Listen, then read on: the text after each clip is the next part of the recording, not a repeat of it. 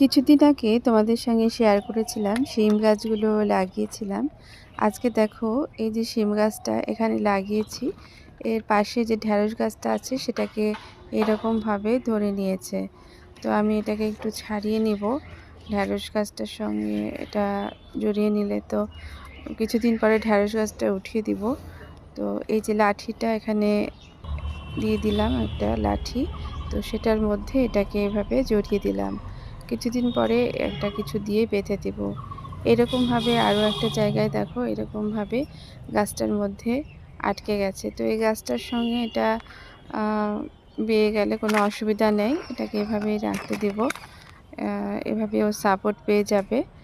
আর এখানেও একটা লাঠি দিয়ে নিয়েছি।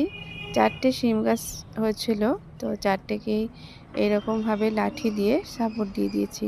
তো দেখো কিছুদিনের মধ্যে কতটা বড় হয়ে গেছে।